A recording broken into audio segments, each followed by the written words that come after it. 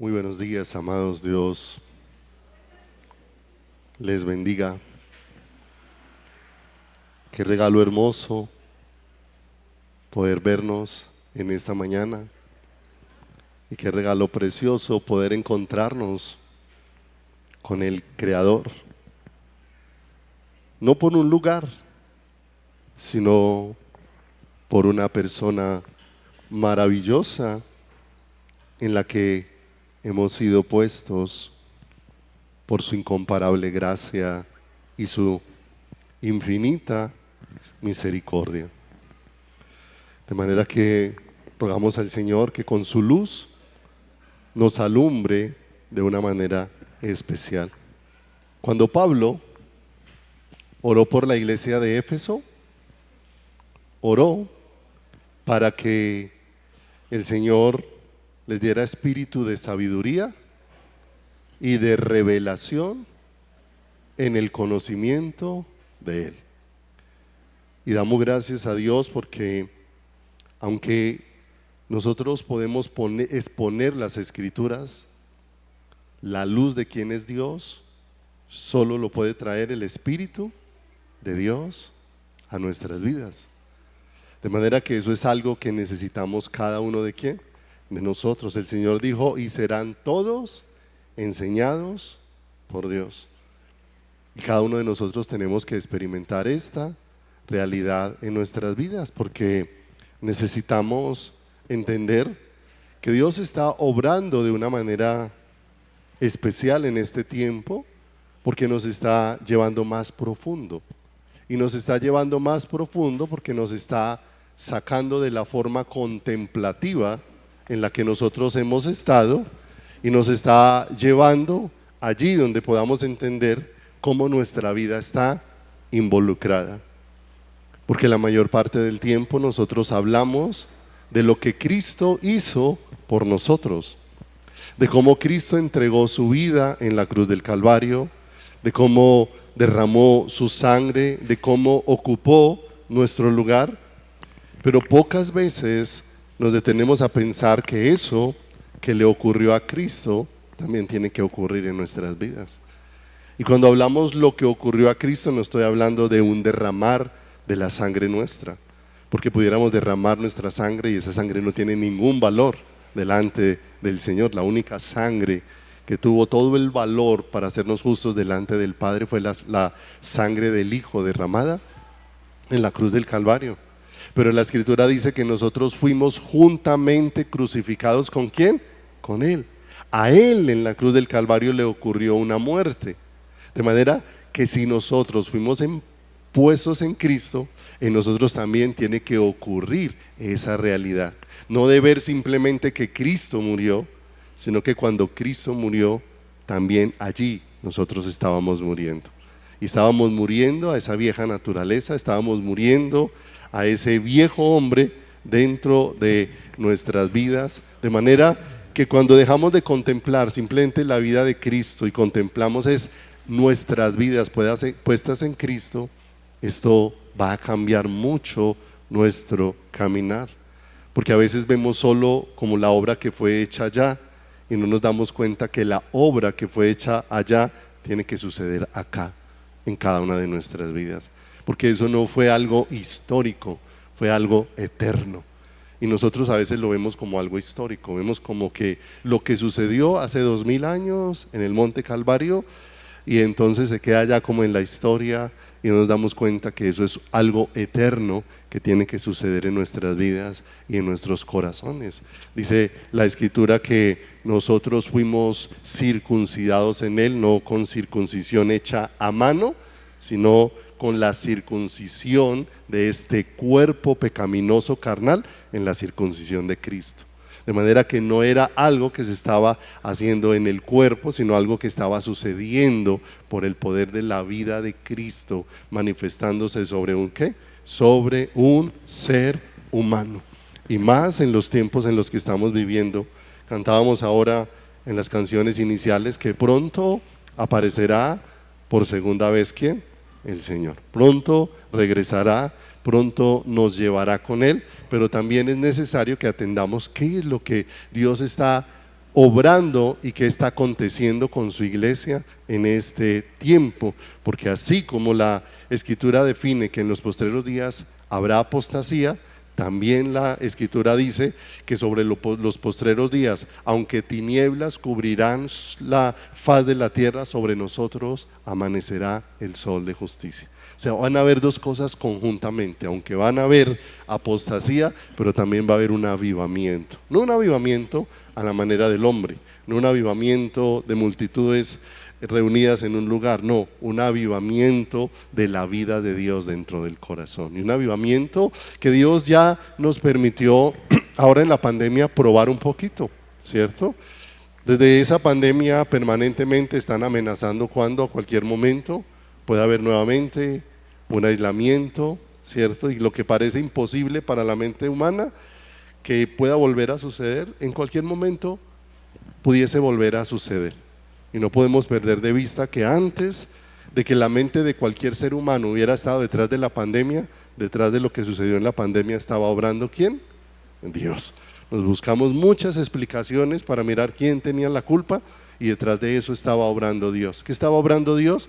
Quitando todos los sustitutos que nosotros hemos tenido, quitando todo aquello en lo que nosotros hemos puesto nuestra confianza, y sacándonos de tener simplemente hombres visibles a que lo que ahora sea visible sea el cuerpo de ¿quién? El cuerpo de Cristo, ¿cierto? Nosotros estuvimos acostumbrados por la historia a que los que sobresalieran fueran hombres, y eso fuera lo que se viera, pero en lo que Dios está haciendo, lo más hermoso es que Dios nos sacó de nuestros lugares de reunión y nos envió a casa para que en nuestra casa pudiéramos tener lugares de adoración, para que no dependiéramos de un lugar, sino dependiéramos de una relación a la que hemos sido traídos, y a eso nos está moviendo el Señor, y eso está obrando Dios en nuestras vidas, porque no depende del lugar de reunión, depende de la vida que ha sido puesta en ¿quién? En ti. Si depende del lugar de reunión, mucha gente en la pandemia se apagó su vida y su relación, o su aparente relación con el Señor, porque se encontró sin qué hacer, se encontró sin ninguna actividad que lo ocupara, se encontró sin nada que lo entretuviera, y entonces dedicó su tiempo al ocio, ¿sí? Pero otros pudieron encontrar una realidad más profunda de lo que Dios está haciendo, que esto no se trata de un lugar.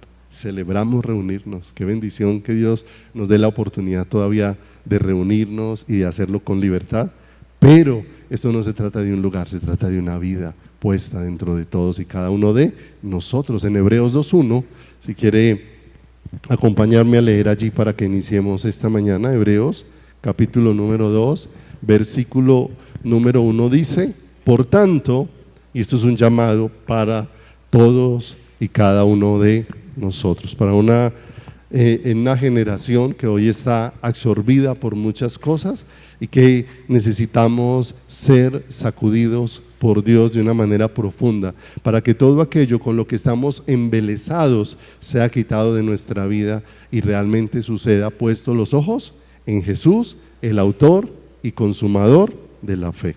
Hebreos 2:1 dice: por tanto es necesario. Y algo necesario es algo que tiene que suceder, algo que tiene que acontecer, algo que tiene que pasar, que con más diligencia atendamos a las cosas que hemos oído, no sea que nos deslicemos. O sea que hay una responsabilidad asignada por Dios a cada una de nuestras vidas, que atendamos con mayor diligencia, que podemos ser más diligentes en todo lo que Dios está obrando. Él produce el querer como el hacer por su buena voluntad, y está despertando e inquietando nuestras vidas de una manera especial, porque todo lo que Dios está articulando, lo está articulando en su cuerpo, que es la iglesia, no en personas particulares, sino en todo aquel que ha sido puesto en Cristo, y en quien la vida de Cristo está obrando de una manera especial. Nosotros estamos llegando al final de año, y una de las cosas que siempre sobresale al final del año es la Navidad.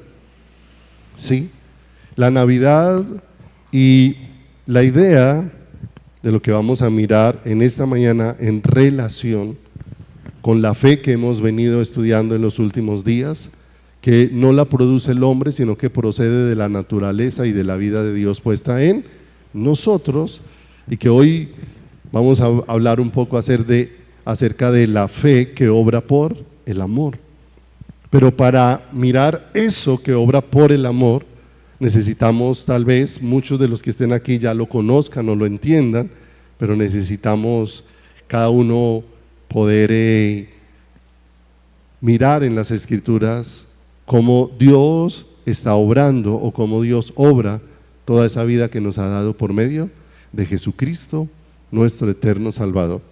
Porque lo que hoy la gente considera como Navidad allá afuera, sí, pues realmente es más una oscuridad que luz, porque todo lo que hay allá afuera, aunque está lleno de luces, aunque está lleno de movimiento, aunque está lleno de un mover, ha traído mucha oscuridad, y ha traído mucha oscuridad porque se perdió de vista realmente lo que significa la Navidad. Entendemos y conocemos que Jesús no nació el 24 de diciembre, pero no deja de haber un testimonio en el mundo entero acerca del nacimiento del Salvador. Y eso nos lleva a nosotros a pensar, a meditar realmente qué significa para nosotros esa Navidad, ese regalo maravilloso de la vida que nos ha sido provista, de la vida que nos ha sido dada por Dios, y nosotros necesitamos entenderlo como hijos de ¿quién? Como hijos de Dios, porque a veces estamos tan perdidos y tan arrastrados por todo lo que el mundo ha hecho, que no hay época de más afán, de más ansiedad, de más inquietud y de más alboroto que la época de diciembre. Y el asunto es que muchas veces los creyentes somos arrastrados en ese afán y en esa ansiedad, y perdemos de vista la verdadera razón de lo que nos ha sido dado, ¿cierto? De lo que nos ha sido entregado de parte de Dios. Y por eso necesitamos luz, y para eso Dios nos ha provisto de una manera sobrenatural la fe. Y vamos a ir a Gálatas capítulo número 5 verso 6. Gálatas capítulo 5 versículo número 6, dice la Escritura: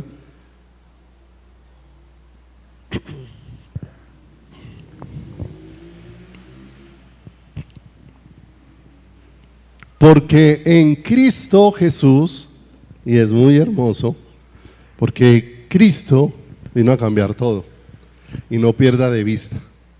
En la antigüedad se dieron muchas figuras, ¿cierto? Del templo, la figura del sacerdocio, de los sacrificios, pero todo eso de manera anticipada estaba apuntando en una dirección.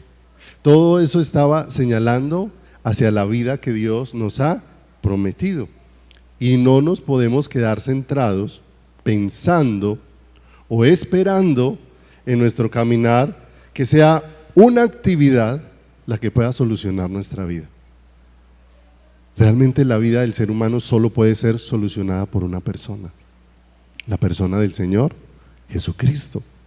Y ahí dice en Gálatas 5:6: porque en Cristo Jesús ni la circuncisión vale algo, ni la incircuncisión, hablando de una práctica que Dios mismo había dado como figura ¿para quién? Para los judíos. Pero dice, sino que lo que realmente tiene valor en Cristo es la fe que obra ¿por qué? Por el amor. Y vamos a ir entendiendo un poco cómo la fe y el amor están íntimamente unidos. No hay fe sin amor y no hay amor sin fe. Nosotros somos los que vamos fraccionando todas las cosas y las vamos separando, pero en el Señor están ¿qué? Unidas. Cuando uno lee en Gálatas el fruto del Espíritu, ¿cierto? Aunque nombra varias cosas, el fruto es uno solo. Y dentro de ese fruto hay amor, pero dentro de ese mismo fruto hay fe. O sea que van íntimamente ¿qué? Unidos, van íntimamente ligados. Dios en toda la carta a los Hebreos mostró Todos los sacrificios, lo hemos tocado ya un poco, mostró el sacerdocio, mostró el tabernáculo, mostró el templo, pero claramente dijo, todo eso estaba señalando a una persona. Apenas vino la persona, todo eso que la señalaba quedó ¿dónde? Atrás, ¿cierto? De manera que ya no es el templo, ya no es el tabernáculo, ya no es el sacerdocio, ya no es el sacrificio. Ahora todo está centrado en la supremacía de Cristo sobre nuestras vidas. Por eso cuando llega a Hebreos capítulo número 12 dice, puestos los ojos en Jesús. Ya no pueden ser puestos los ojos en lo que era figura, en lo que era sombra. Tal vez lo miramos para entender lo que Dios nos está señalando con qué, con claridad. Pero para que podamos tener los ojos puestos en quién, en Jesús, porque ya hemos visto que el amén de Dios es una persona, como lo hemos escudriñado a través de las Escrituras, y que cuando Dios hizo promesas, no hizo promesas a hombres particulares. Todas las promesas que Dios ha hecho, las ha hecho en relación con su Hijo. Y cuando todas las promesas que Dios ha hecho son en relación con su Hijo, es donde dice que todas las promesas de Dios son en el sí y en el amén. Todo lo que Dios ha prometido se cumple en la vida de su Hijo, de manera que todo lo que Dios ha prometido para nuestras vidas es la vida de Jesús, es todo lo que nosotros necesitamos. Y Dios lo va procesando porque se ha hecho difícil para nosotros asimilarlos, porque hemos abordado la fe desde muchas cosas interpretadas por la mente humana. La fe no es lo que yo decreto, la fe no es lo que yo declaro, la fe no es la simple declaración de versículos bíblicos, la fe es la manifestación de la vida del Hijo en mí. ¿Cuándo crece la fe en nosotros? Cuando la vida de Cristo crece ¿en quién? En nosotros. La fe es por el oír y el oír por la palabra de Dios. ¿Cuál es la palabra de Dios? Cristo. No olvide que ya hemos estudiado un poco acerca de que no es lo mismo las Escrituras y la palabra. Las Escrituras es este libro y todo lo que está escrito en él. Y que las Escrituras dan testimonio de la palabra, porque la palabra es una persona. El verbo, en el principio era el verbo era con Dios, en el principio era la palabra era con Dios y la palabra era Dios. Y la palabra se hizo carne y vimos su gloria, gloria como del unigénito de Dios. De manera que cuando la fe es por el oír y el oír por la palabra de Dios, ¿qué es lo que va a crecer en nosotros cuando crece la palabra de Dios? La vida de Cristo, que es la palabra viva. De manera que no hay forma en que un ser humano haga vida la palabra. Eso ha sido parte del lenguaje nuestro. ¿Cómo hacemos vida la palabra? No, porque la palabra es la vida, que es Cristo. Y no hay forma de que yo haga lo único que Cristo es. Lo único que puedo experimentar es que esa vida afecte todo lo que yo soy. De que esa vida transforme todo lo que yo todo lo que yo soy. De manera que la fe no es lo que yo siento. La fe no es lo que yo tengo que hacer para Dios. La fe no es para mover las manos de Dios. La fe lo que hace es mover mi corazón hacia Dios, que es completamente diferente. Y eso va redireccionando todo nuestro caminar y va direccionando todas nuestras vidas, porque todo lo que Dios nos ha prometido es a su Hijo. Y todo lo que necesitamos está en la vida ¿de quién? En la vida de su Hijo. Por eso necesitamos tener puestos los ojos en Él, porque en Él es donde están todas las cosas. No olvide, Efesios 1:3 dice que nos bendijo con toda bendición espiritual en los lugares celestiales en Cristo. ¿Dónde nos dio todo eso? En la vida de su Hijo, ¿cierto? Por eso una persona está completa no cuando tiene cosas, una persona está completa cuando Cristo está en él. Y vosotros estáis completos en él, que es la cabeza de la iglesia, dice la Escritura. Juan, capítulo número 14, versículo número 21, ¿sí? Yo le animo con todo el corazón a que esto que estamos viendo tome el tiempo de intimar con Dios, de preguntarle a Dios, de decirle al Señor como Job, ahora yo te preguntaré y tú me enseñarás. Porque a veces nosotros cogemos terminales y lo que cogimos por allá después vamos y lo repetimos como sin fundamento, porque lo que vamos a mirar a continuación nos va a dejar ver que es necesaria la obediencia en la vida del ser humano, pero no la obediencia a la manera que nosotros la hemos querido instituir, donde cogemos un versículo bíblico y queremos sujetarnos a la fuerza a ese versículo bíblico, y al final estamos que explotamos porque no somos capaces de responder a lo que Dios está pidiendo para nuestras vidas. Y dice acá Juan 14:21, el que tiene mis mandamientos y los guarda, ese es el que me ama. O sea que hay algo que evidencia que amamos a Dios. Tener que sus mandamientos, y que esos mandamientos guardarlos estén sucediendo ¿en dónde? En mi vida. Pero no puedo perder de vista que eso no sucede por mi capacidad, eso no sucede por mi fuerza, eso no sucede por mi sabiduría. Dice la siguiente parte del verso: y el que me ama, o sea, en el que ha sucedido eso, será amado por mi Padre, y yo le amaré y me manifestaré. ¿A quién? A él. De manera que ya él relaciona el amor y la obediencia como algo íntimo, como algo unido. Conmigo porfa, primera de Juan 5:3. Primera de Juan, primera carta de Juan, capítulo número 5, versículo número 3.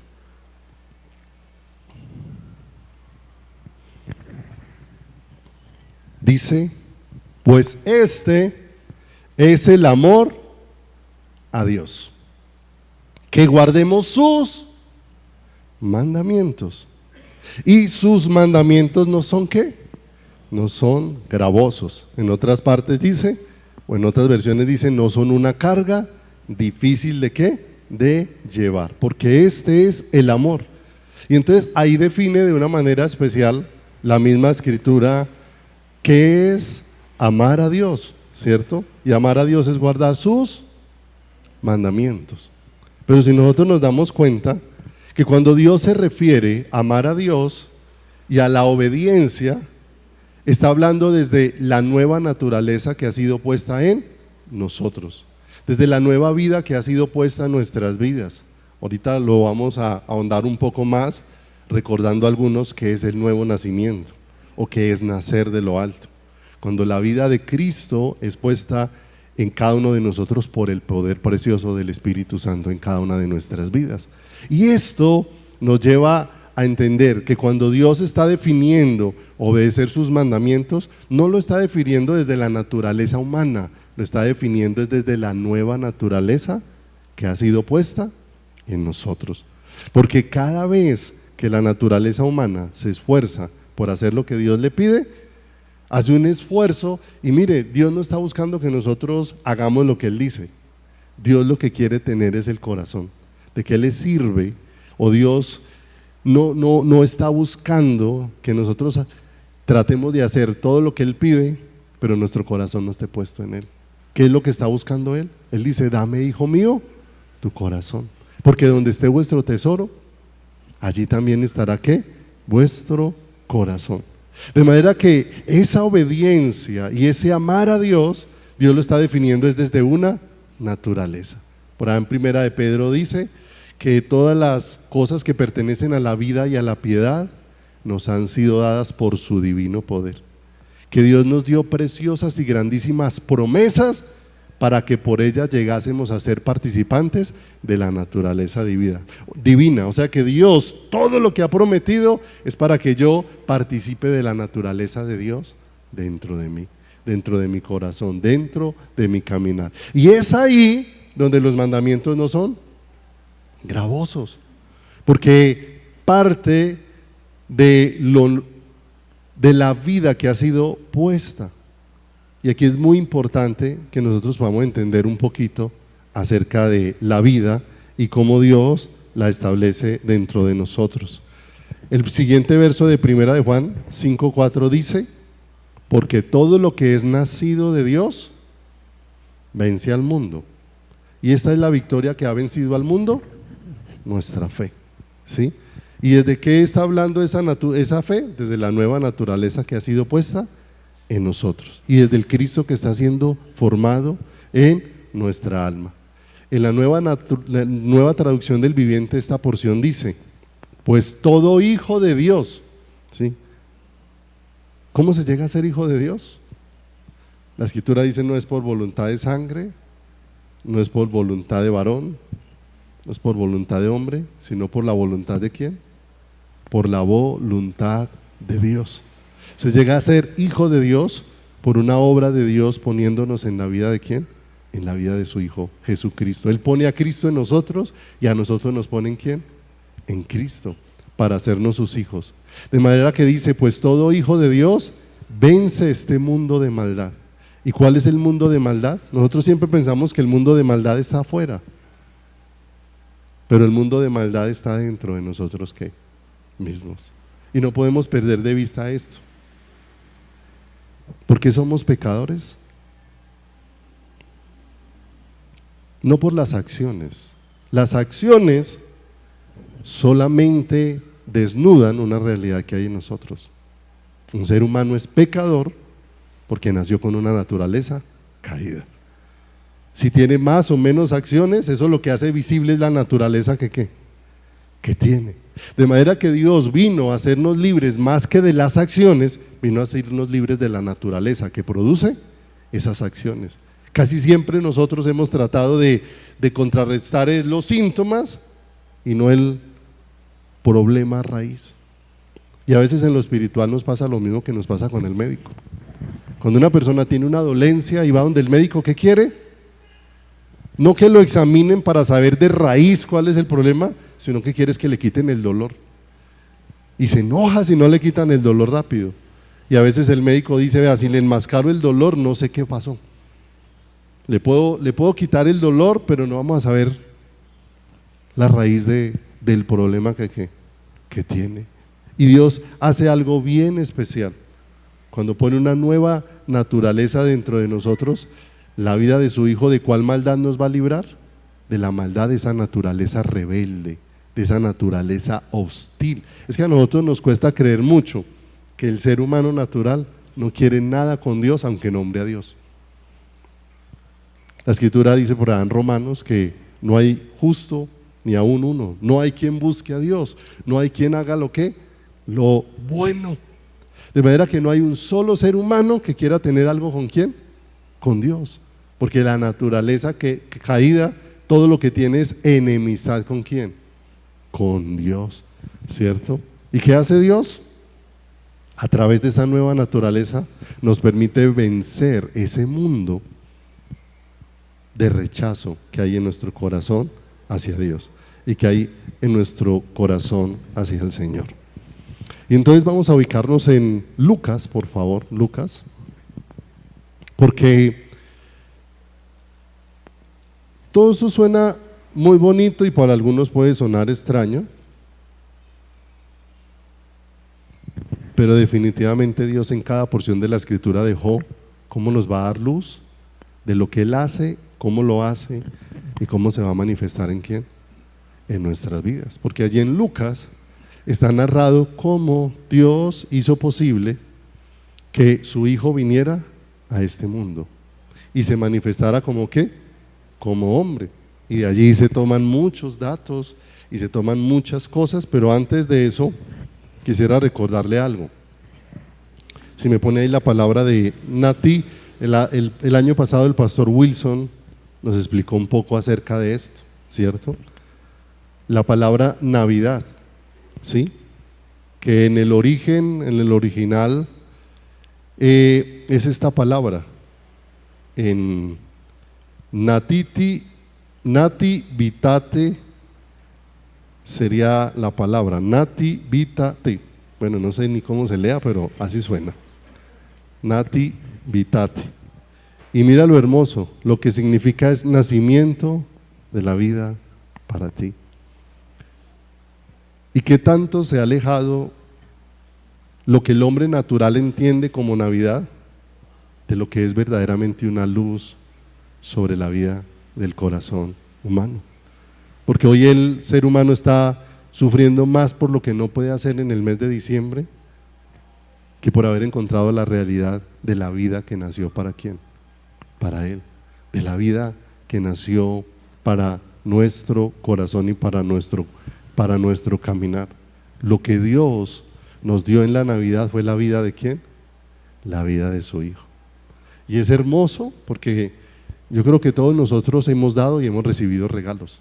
Y cuando usted da un regalo, normalmente cuando usted busca el empaque para el regalo, normalmente el empaque del regalo es más grande que el regalo, porque finalmente tiene que cubrirlo para que no se deje ver lo que viene allá guardado.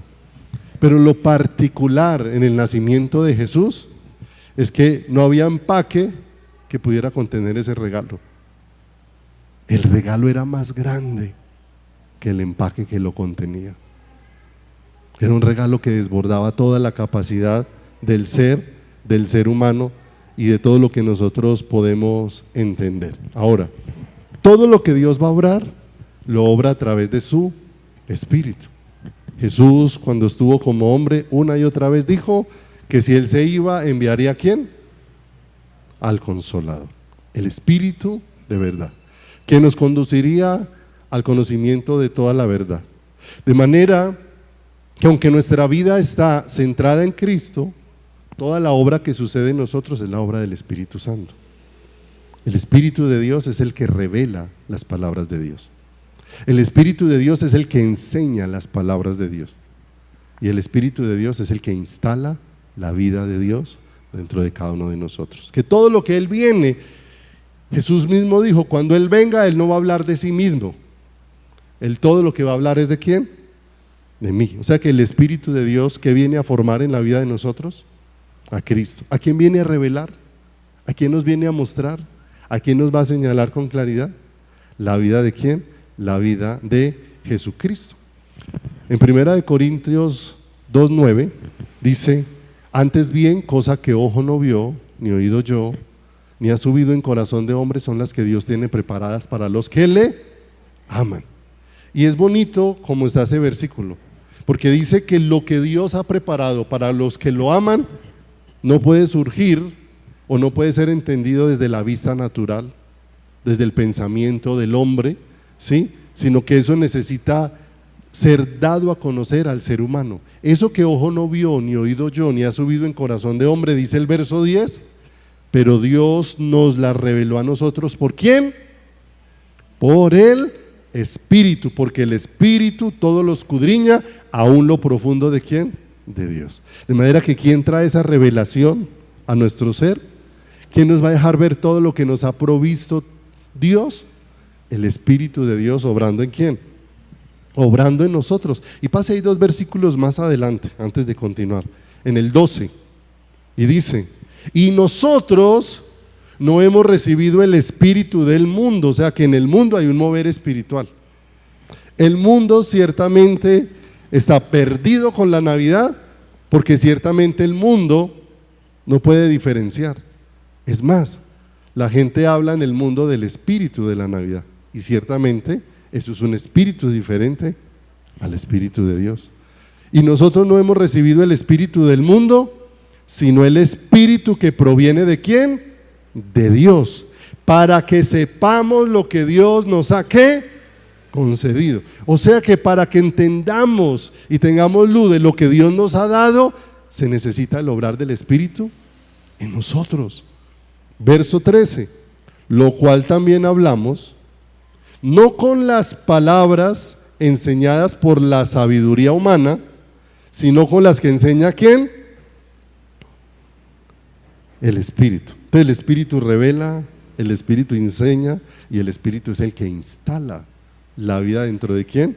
Dentro de nosotros, acomodando lo espiritual a lo espiritual. Amén. De manera que de principio a fin, como sucedía ya al comienzo en las Escrituras, el Espíritu de Dios es el que se envuelva, es el Espíritu de Dios es el que obra. Y ahí es donde vamos a ir a Lucas, capítulo número 1, verso 26.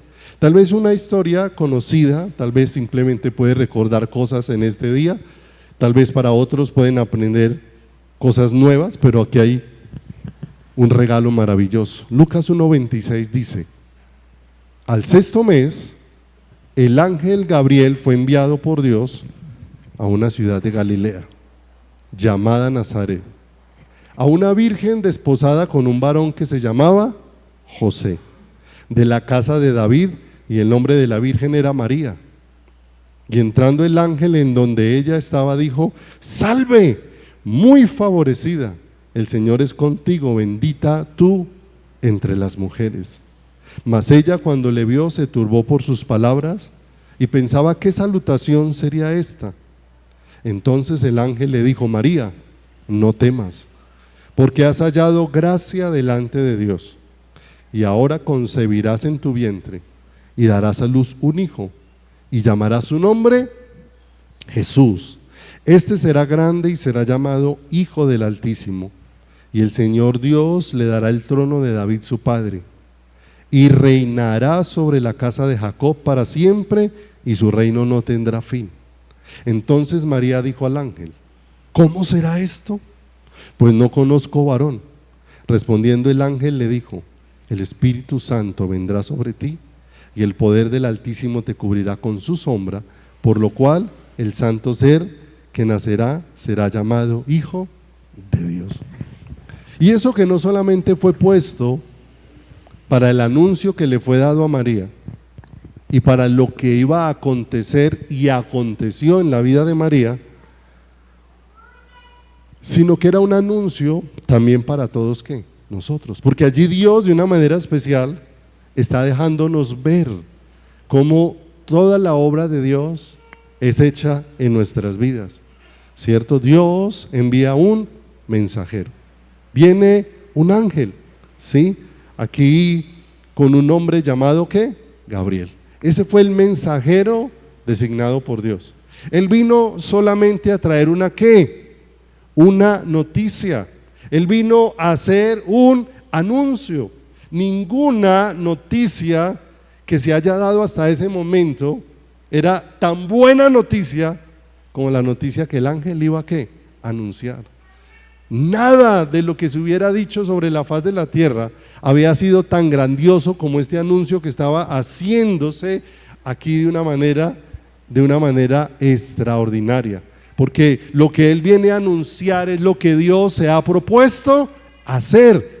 Y aunque el ángel, y escuche esto porque esto nos involucra a nosotros y nos permite entender aún todo el llamado y el servicio que nosotros necesitamos hacer en el Señor.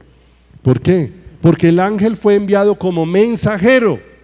Ese mensajero vino y anunció con claridad lo que Dios se había ¿qué? Propuesto. Pero nada de lo que anunció el mensajero lo iba a hacer el mensajero. Él solamente era el ¿qué? Él solamente vino a anunciar. Ese ángel, ¿qué iba a hacer aparte del anuncio? Nada. No iba a hacer absolutamente nada. Fue encargado, tuvo ese privilegio, ese regalo hermoso de lo que iba a hacer la obra de Dios. Y eso nos deja ver cómo Dios hace la obra con nosotros, porque nosotros hemos sido también llamados a anunciar la buena nueva.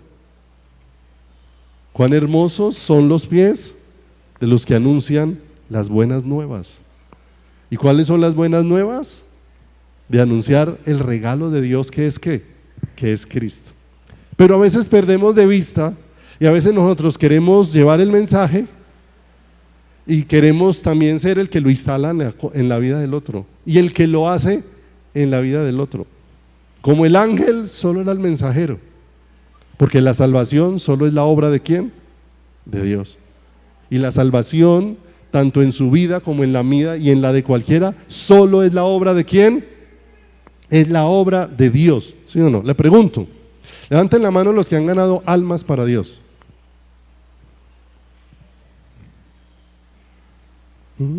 ¿Qué pasó?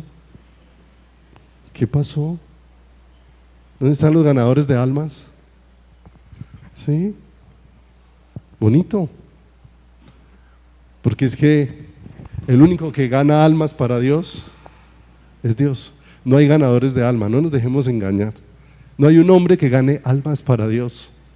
El único que gana almas para Dios es Dios mismo. Y entonces nosotros creemos que si nosotros somos los que vamos y hacemos el anuncio, entonces que fui yo el que ganó el alma para Dios. No, aquí hay un ángel que tuvo el privilegio de venir a hacer un anuncio extraordinario, pero una vez hizo el anuncio, él tiene que hacerse a un lado porque el que va a hacer la obra no es él. El que hace la obra es Dios. ¿Qué? Por eso no hay lugar para la vanagloria, ¿cierto? La pregunta es, nosotros nos sentimos mejor si la iglesia es más grande y a veces nos sentimos tristes si la iglesia es más pequeña, ¿cierto? Porque entonces nosotros creemos que hay uno ganando más almas que otro cuando todo es la obra de ¿quién? Hace poquito, un miércoles, les compartía algo que había leído y me pareció muy hermoso sobre un pastor que estaba muy decaído porque su iglesia o la congregación que él dirigía no crecía. Su iglesia era pequeña y llevaba mucho tiempo y él le entregaba a enseñar acerca de Jesús y su iglesia no crecía. Y entonces empezó a caer en desánimo y en desánimo. Se encontró con un pastor anciano y él le abrió su corazón a ese pastor anciano, y el pastor anciano con una sonrisa lo miró y le dijo: pero está cerrado, porque es que la vida en el Señor no se mide en éxito, se mide en fruto. Dios no mira cuánta gente viene a tu congregación, Dios mira es cuánto se ve de Cristo en tu vida. Dios no va a medir si vienen 100 o 1000, sino Dios va a mirar es lo único que sube como olor grato delante de ¿quién? De Él. Y en ese momento Dios trae un refrigerio extraordinario a ese pastor, porque a veces los mismos seres humanos nos hemos puesto en eso, ¿sí o no? A veces cuando uno se encuentra con otros pastores y tiene una charla, lo primero que le preguntan es: ¿y cuánto van a su iglesia? ¿Sí o no? Como si el número hiciera la diferencia, ¿no? Si Dios añade muchos, amén. Y si añade poquitos, amén. Igual no hay forma. Nuestras estrategias pueden llenar salones, pero no pueden añadir personas a la iglesia. ¿Sí es claro?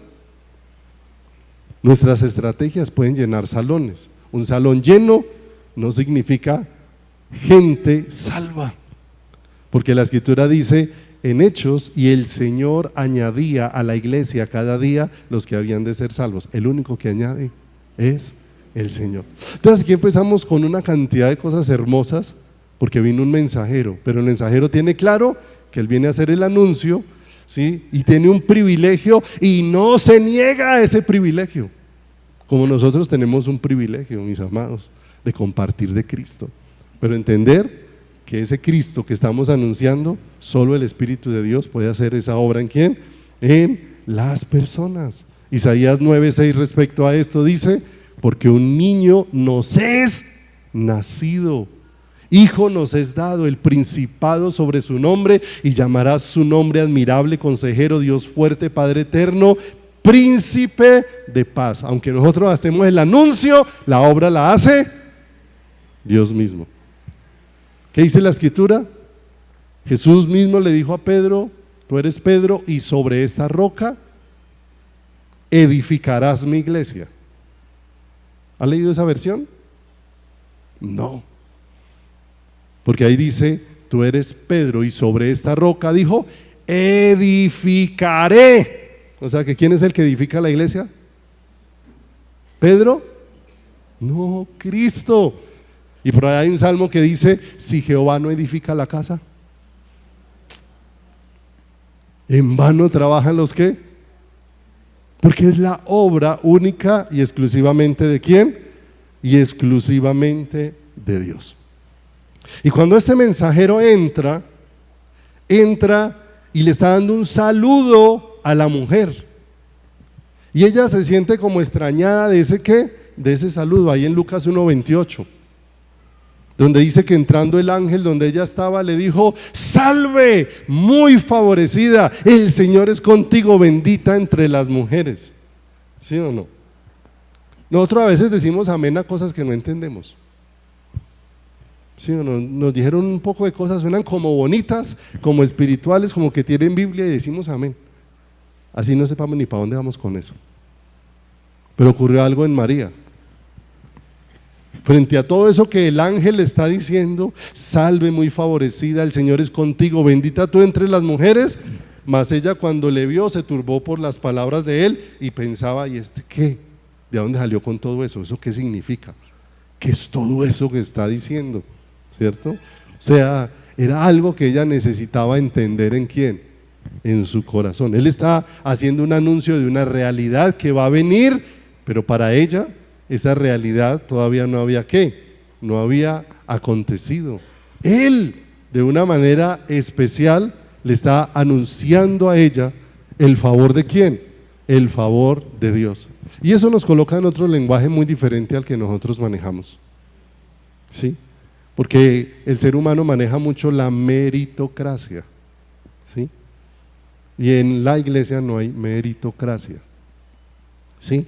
Aunque nosotros decimos que todos por gracia, nosotros siempre estamos mirando a ver quién hace méritos. ¿Sí o no? ¿Quién hace méritos? Y así no funciona en el reino de ¿quién? No funciona en el reino de Dios. ¿Cierto? Ahí dice, muy favorecida. Y como nosotros tenemos un lenguaje diferente al de Dios, para nosotros ser favorecidos es otra cosa. Entonces a nosotros nos hablan del favor de Dios y de una vez nos aparece un signo pesos. Y pensamos que el favor de Dios tiene que ver con plata, tiene que ver con posesiones, tiene que ver con riquezas, tiene que ver con ¿quién? Con bienestar. Y nos desubicamos de eso, porque realmente el favor de Dios sobre nuestras vidas no es material. Si Dios lo añade, amén. Pero si Dios no lo añade, el favor de Dios está sobre ¿quién? Sobre nuestras vidas. El verdadero favor de Dios es con que Dios ha favorecido mi vida. ¿Y cuál es el favor de Dios sobre mi vida? Una persona. Porque Dios decidió hacerme receptor de la vida de su Hijo. Y ese es el favor de Dios. Que un ser como yo, ¿cierto? Como dice por allá en una de las cartas de Pablo, donde dice que tenemos este tesoro en vasijas de barro. Esto tan ordinario como soy yo, pueda contener algo tan glorioso como es Él. Pero eso no lo decidió la vasija, eso lo decidió ¿quién?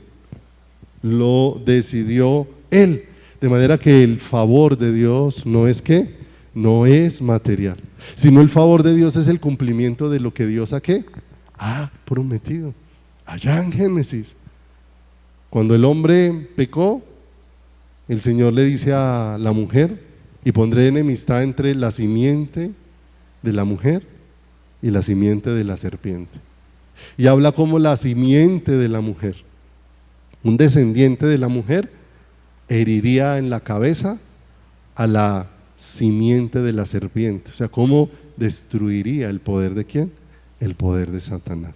Y ahora, cuando se le dice a María, salve muy favorecida, le está diciendo, mire, llegó el momento de que se cumpla eso que Dios prometió allá.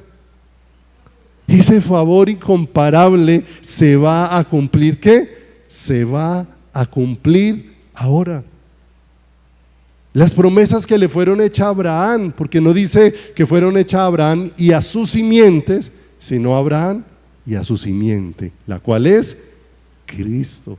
O sea, le está diciendo, eres muy favorecida porque hoy la noticia que te traigo tiene que ver con todo lo que Dios ha prometido y cómo va a suceder en tu vida y cómo va a suceder en tu corazón. En el verso número 30, frente a ese asombro de ese saludo, ¿sí o no? Porque a veces nosotros pensamos, ¿cómo voy a ser favorecido de Dios y con todo este poco de deudas? Y con todo este poco de problemas, ¿cierto? Porque relacionamos mundos diferentes y vemos muy poco acerca de lo que Dios ha dispuesto. Lucas 1:30 dice, entonces el ángel le dijo a María, no temas porque has hallado gracia delante de ¿quién? De Dios. Has hallado gracia delante de Dios. Y entonces nosotros siempre aludimos a que cada vez que a alguien le va bien, ¿qué es lo que nosotros queremos hacer? Una evaluación de lo que la persona ha hecho bien. Así no funciona en la vida cristiana. Le pregunto, hasta ese momento, María, ¿qué ha sido para que Dios posara su mirada sobre ella? ¿Qué acción, qué comportamiento de María hizo posible que María decidiera, o Dios decidiera favorecer a quién? A María. Porque Noé halló gracia ante los ojos de Dios en medio de toda una multitud. Y perdemos de vista en nuestro caminar, en nuestra vida natural, que más que hallar gracia es ser hallados por la gracia. La gracia más bien encontró a una mujer que estaba completamente necesitada. Porque María, ¿sí? ¿Qué fue lo que hizo a María una mujer virtuosa? La vida de Dios que vino sobre María. Esa es la verdadera virtud sobre la vida de un ¿qué? Sobre la vida de un ser humano. De manera que no había sido nada de María. Porque hay muchos dentro del pueblo de Dios que creen, entre más creo merecer el favor de Dios, menos entiendo y encuentro el favor de ¿quién? El favor del Señor. Porque si usted encuentra a María y le da toda esa noticia y María dice, pero bueno, ¿con qué más Dios me va a favorecer si yo soy una niña de la casa? Si ni siquiera he fornicado con mi novio, estamos comprometidos en matrimonio, pero él allá y yo acá. No le levanto la voz a mis padres, soy una niña de la casa. Y pudiera hacer toda una lista. Y uno dice, bueno, ¿y entonces en qué más me va a favorecer Dios? Claro, me lo he ganado. No hay forma de ganarse el favor de ¿quién? De Dios. Más bien, la gracia de Dios halló a un pecador. La gracia de Dios halló a María. La gracia de Dios halló a ¿qué? A Noé, para que en ellos se cumpliera el plan perfecto de ¿quién? De Dios. Porque si no es así, jamás pudiéramos experimentar el poder de Dios, ni el amor de Dios sobre ¿quién? Sobre nuestras vidas. Y eso lo vemos ahí más adelantico en Lucas 1:46. Porque cuando María se encuentra con Elizabeth y acontece como el bebé de Elizabeth brinca ya en su vientre, ¿sí? Hay unas palabras de María conocidos como el Magnificat de María, donde María dice en el verso 46, entonces María dijo, engrandece mi alma, ¿a quién? Y mi espíritu se regocija en mi Salvador, ¿cierto? O sea que todo esto que es como un cántico que se está levantando allí, no es simplemente un cántico, es la luz de Dios alumbrando un corazón. Es un corazón que se está derritiendo como agua delante del Señor porque está viendo el favor de Dios sobre su vida. Señor, ¿cómo haces tú para orar en una persona como quién? Como yo. Porque la gracia alcanzó a esa ¿qué? A esa persona. Ella está reconociendo que necesitaba un Salvador y que el Salvador la ha encontrado a ella, no que ella encontró al Salvador. No hay forma de que el pecador encuentre al Salvador. La única forma es de que el Salvador encuentre al pecador. Él la halló ¿a quién? A ella. Vuelvo allá a Lucas capítulo número 1 verso 31. Y entonces él viene con una gran noticia y le dice, y ahora concebirás en tu vientre y darás a luz un hijo y llamarás su nombre Jesús. ¿Sí o no? Ahora esto se volvió todavía aún más raro, ese mensaje. ¿Sí o no? Porque le va a decir que va a quedar ¿qué? Embarazada, ¿sí o no? Y en una época cuando no había ninguna de las cosas que la tecnología hoy tiene, ¿cierto? De embarazos in vitro y bueno, todo ese tipo de cosas a través de inseminación artificial y todo eso. Eso no existía, ni se conocía, ni se tenía idea en esa ¿qué? En esa época. Aún eso hacía el lenguaje mucho más ¿qué? Mucho más extraño. O sea que en mí va a haber un depósito de algo tan grandioso, tan extraordinario. De manera que ella no solamente iba a recibir un depósito, una vida iba a ser puesta en ella, iba a ser puesta una vida que después iba a ser vista. No solamente iba a concebir, sino que daría a luz, daría a luz. Cuando se concibe es donde hay una vida puesta. Cuando se da luz es que esa vida que estaba puesta ahora empieza a hacerse ¿qué? Visible. La vida que voy a poner en ti, esa vida se va a hacer ¿qué? Visible. Y eso es necesario que acontezca en todos y cada uno de nosotros. Y ahí nosotros necesitamos entender la diferencia entre concebir y engendrar. Porque concebir tiene que ver o se relaciona con lo que acontece en el útero de una mujer. Es el proceso biológico de fecundación e inicio del embarazo. Iniciar una vida en el vientre materno. Se va a iniciar una vida en el vientre materno. Pero esa vida fue depositada. ¿Fue qué?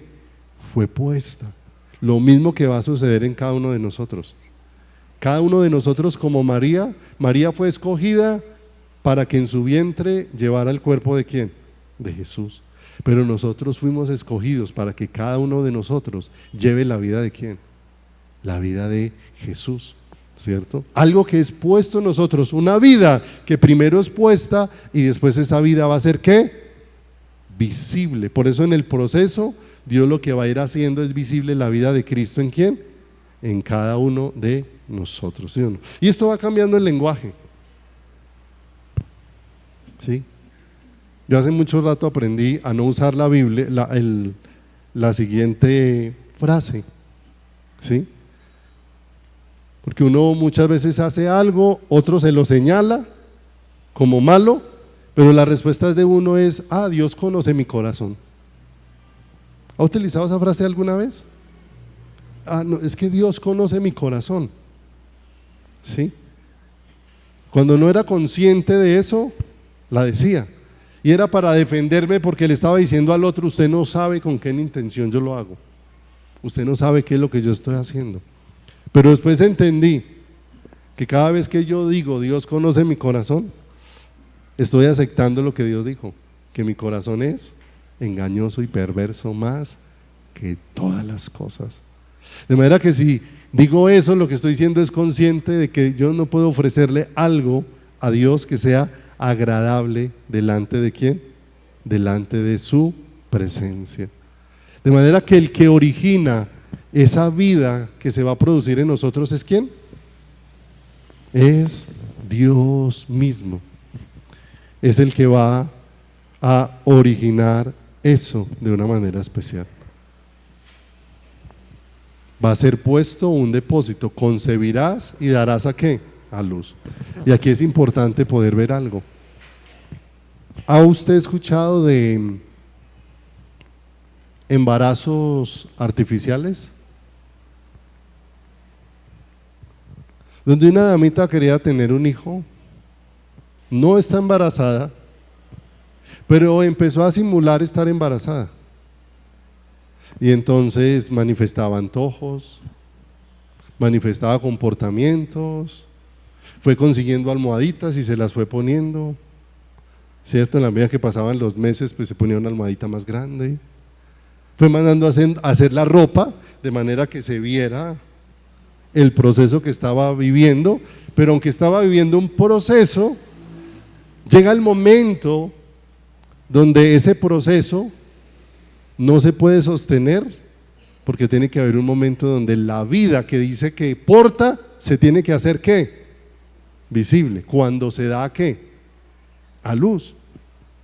Y ha escuchado, tal vez en cosas que han acontecido en Colombia, de cómo una mujer que aparentó estar embarazada muchos meses, después fue y mató a otra que estaba embarazada, le sacó el bebé y se presentó con él en la clínica, pues porque llegó el momento donde la mentira no se podía ¿qué?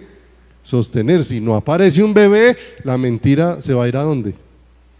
A tierra. Porque si la vida fue puesta, llega un momento donde la vida se tiene que hacer ¿qué?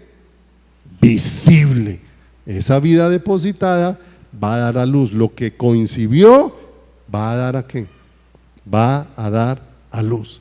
Y aquí es donde aparece algo que necesita confrontar nuestro corazón. Porque muchas veces ahí es donde la vida religiosa puede colocar en nosotros una apariencia de ser portadores de la vida. Y entonces nos vestimos, cogemos las formas, las maneras, nos acomodamos a una estructura, pero llega el momento donde pasan y pasan los días y no se manifiesta la qué. Y no se manifiesta la vida. Porque se convirtió en un embarazo ¿qué? Fraudulento. Algo verdadero va a dar ¿a qué? Va a dar a luz. Y es algo que Dios desea en nuestras vidas. Si Dios puso la vida de Jesús en nosotros, mis amados, más temprano que tarde, la vida de Jesús se tiene que hacer visible en nuestras vidas. Y aquí es importante entender algo, es algo por lo que no se hace fuerza. Porque una vez una mujer concibe y quedó embarazada, ella todos los días no está haciendo fuerza para que el bebé crezca. Esa vida de manera natural va creciendo ¿en quién? Va creciendo en ella. Y entonces esa mujer se presenta a donde el médico, hoy en día que hay tantas cosas modernas, a que le hagan los controles del embarazo, pero todos los días los controles van evidenciando que la vida cada vez está creciendo y se está haciendo más manifiesta en ella. Y todos los días se nota, porque tal vez las que han sido aquí mamás han ido a la primera ecografía, y cuando fueron a la primera ecografía, pues es un mar de puntos, ¿sí? Que siempre lo único que los entiende es el médico. El médico dice, vea, aquí ese punto que brinca, ese es el corazón. Esta es la cara. Y uno, cuando le dicen que es cara, cogió forma, porque uno antes de eso uno no ve nada. Pero en la medida que le hacen la segunda ecografía, la tercera ecografía, ¿sí?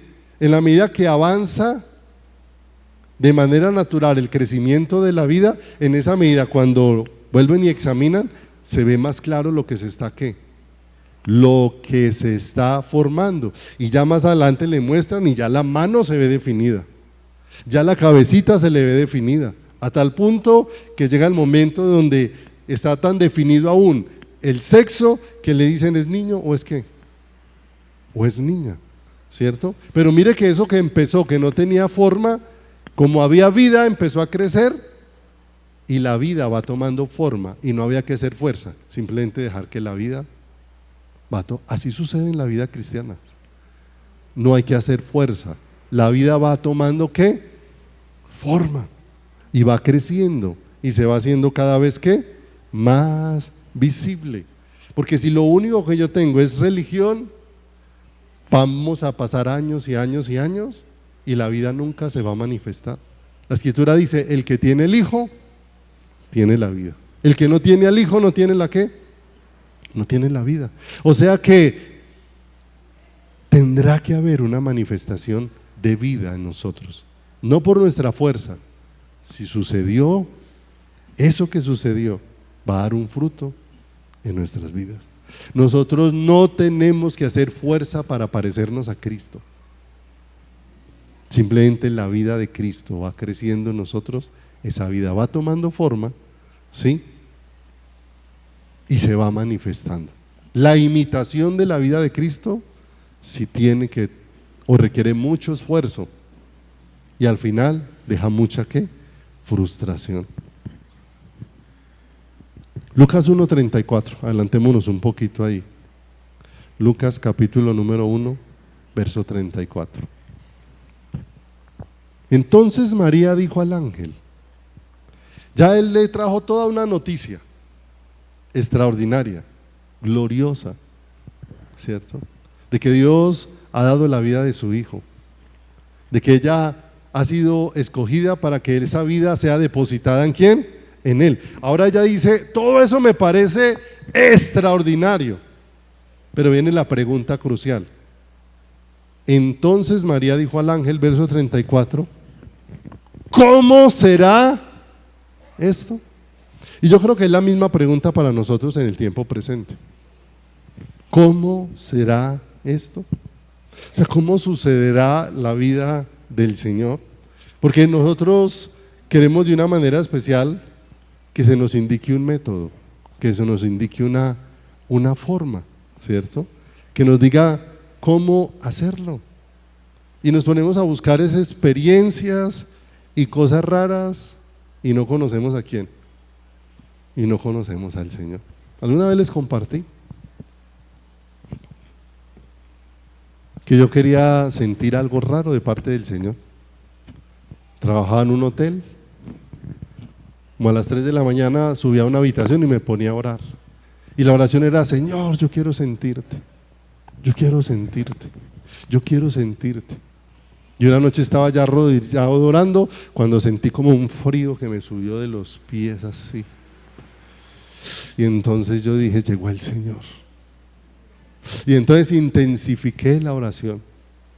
Y al ratico me llegaba otra oleada de frío así. Y yo seguía orando y orando y orando. Yo estaba ahí feliz porque el Señor se estaba manifestando. Pero ya después como de media hora yo estaba ahí como tiritando. De pronto miré hacia atrás y era que había una ventana abierta y por ahí entraba un ventarrón de frío y me subía. ¿Sí o no?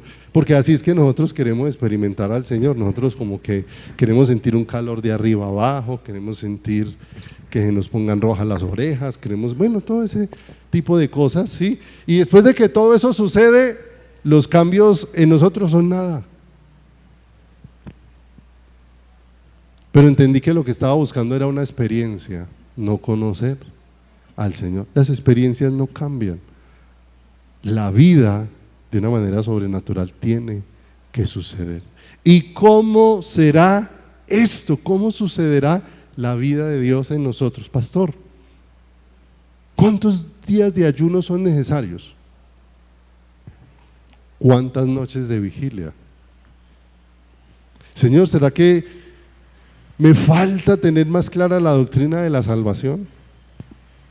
¿Qué es lo que necesito? Pero el ángel trajo la respuesta más sencilla. ¿Cómo sucederá la vida de Dios en nosotros? Ahí está la respuesta. Ella dice, pues no conozco varón. Lo normal es que yo tenga relaciones con alguien y el fruto de esa relación quede embarazada y suceda. Pero entonces, ¿cómo va a suceder esto? Verso 35. Respondiendo el ángel, le dijo, el Espíritu Santo vendrá sobre ti y el poder del Altísimo te cubrirá con su sombra. ¿Cómo vendrá la vida de Dios sobre nosotros? El Espíritu Santo vendrá sobre ti y el poder del Altísimo te cubrirá con su, porque es la obra de ¿quién? Es la obra de Dios. Y lo que sucedió en María para ser físico es lo que sucede en nuestras vidas para ser espiritual. El Espíritu Santo es el que viene sobre nosotros. ¿Qué vino a depositar en María de manera física? Un cuerpo. Se iba a dar un proceso de embarazo, pero un proceso de embarazo donde el origen de esa vida que había sido puesta en ella era celestial. ¿Cuánto había puesto ella? Todo lo había puesto ¿quién? El Señor. Engendrar es lo otro. Engendrar es cuando alguien deposita. Y mira lo hermoso. ¿Quién es el que viene sobre nuestras vidas? El Espíritu Santo. Y nos cubre con la sombra del Altísimo y dice, por lo cual Él también, el santo ser que nacerá, será llamado Hijo de Dios. Y aquí es hermoso, porque Él viene a poner una vida. ¿Cuántos hijos? Alguien preguntó, pastor preguntó, ¿cuántos hijos tiene Dios? Levanten la mano los hijos de Dios. Aquí ya no quieren levantar la mano para nada. ¿Ah? ¿Cuántos hijos tiene Dios? ¿Cuántos? ¿Sí? Dios tiene un solo hijo. Y la única manera de que te veas como hijo es que estés en Él. No hay más. Tiene un solo hijo. De manera que cuando el Espíritu Santo viene y pone la vida del hijo en ti, entonces ahora tú te ves como hijo, porque Dios mira al único hijo que tiene. ¿A su hijo quién? Jesucristo. De una manera especial. ¿Cómo sucederá eso? El Espíritu Santo vendrá ¿sobre quién? Sobre ti. ¿Y la sombra del Altísimo qué? Te cubrirá. Él va a venir a producir ¿la qué? La vida. Y en esa vida que Él va a producir en nosotros es donde está el amor. El amor y la naturaleza que hace que nosotros podamos obedecer a Dios. Pero vamos a dejar ahí hasta hoy. La próxima semana continuamos. Pero mira lo hermoso, hay algo que tenemos que tener claro: ¿cómo va a suceder? Porque estamos esperando cómo sucede. ¿Sucede porque un pastor me pone las manos encima? ¿Sucede porque los hermanos hacen un círculo y oran por mí? ¿Suceden como hacía un hermano haciéndole liberación a otro hermano, que le ponía la Biblia en la cara creyendo que estregándole la Biblia le producía liberación? No, mis amados, solo sucede cuando el Espíritu de Dios, ¿cierto? Cuando a Nicodemo se le fue dicho: os es necesario nacer de nuevo. Y lo que Nicodemo dijo es: ¿cómo siendo viejo voy a volver al vientre de qué? De mi madre. Y el Señor le dijo: el Espíritu sopla de donde quiere. O sea que eso no es algo en lo que nosotros le decimos al Espíritu Santo, porque nosotros tenemos acostumbrado un lenguaje extraño, ¿cierto? En lugar de ser nosotros los que somos guiados por el Espíritu Santo, nosotros queremos guiar al Espíritu Santo. Y los desconocimientos nos llevan a hacer cosas muy ignorantes. En un lugar vino un predicador a una congregación y el pastor empezó a decir: mire, allá atrás en esa esquina, allá está el Espíritu Santo. Y toda la gente corría para esa esquina. Y al ratico el pastor decía: no, el Espíritu Santo ahora está allí. Y todos corrían para... ¿Sí o no? ¿Qué corría? La ignorancia. Como si nosotros tuviéramos el gobierno sobre el Espíritu de Dios. Nosotros no somos los que le decimos al Espíritu dónde se mueve. El Espíritu es el que se mueve como Él quiere. Y obra como Él quiere, ¿en medio de quién? De nuestras vidas. El Espíritu Santo vendrá ¿sobre quién? Sobre ti, ¿sí? Pero cuando eso te cubre, esa vida va a ir creciendo y esa vida va a dar a luz y se va a ir manifestando de una manera sobrenatural.